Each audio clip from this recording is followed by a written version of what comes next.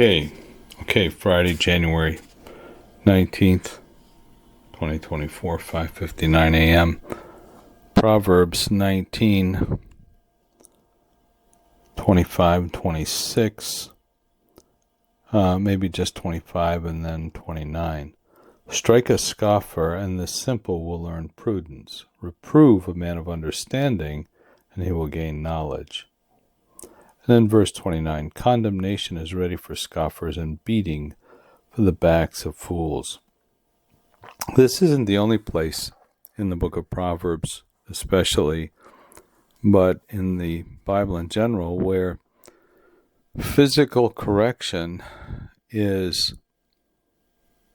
listed either as positive in the life of the individual, is a motivational force toward good, toward understanding, but is also a consequence for negative behavior, for foolishness. Condemnation is ready for scoffers and beating for the backs of fools. Strike a scoffer, and the simple will learn prudence. Reprove a man of understanding, and he will gain knowledge.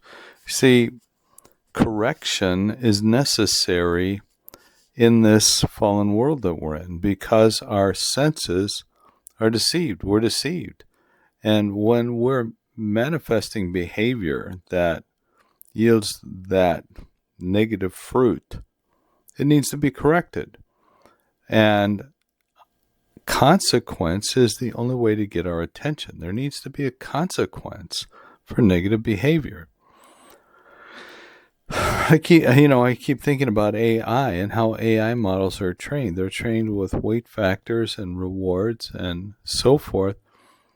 And they go through millions of iterations of things. That's how they're able to so effectively predict the next word in the development of a response to a query, because it has been trained millions and millions of times and is able then to process that in a strictly algorithmic fashion, data-driven. Yet the principle works. There's a reward for good behavior and a consequence for bad behavior. And when we're talking about human beings, consequences need to be felt. There needs to be felt consequences for behavior to change. There needs to be a felt result, a consequence, if I'm going to realize that my behavior is not acceptable. And beating for the back of fools. Strike a scoffer, and the simple will learn prudence. Reprove a man of understanding. This is the interesting one. Reprove a man of understanding, and he will gain knowledge. Well, what is that reproof? Usually that's a rebuke, a contradiction, a stern, and probably some would consider harsh confrontation with that individual. But when that is done from a benevolent standpoint, God instructs us, God disciplines us. We see that in the Bible. And we're supposed to discipline our children. And that's what that means. When we are disciplining our children, we're reproving them. We're considering them humans with understanding so that they may gain knowledge. That child is stroked.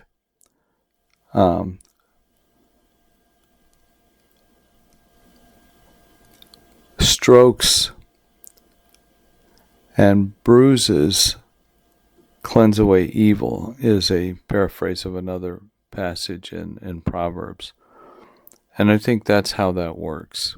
And I think that is also a manifestation of love that is benevolent. Open rebuke is better than secret love. The kisses of an enemy are sweet, but the wounds of a friend are the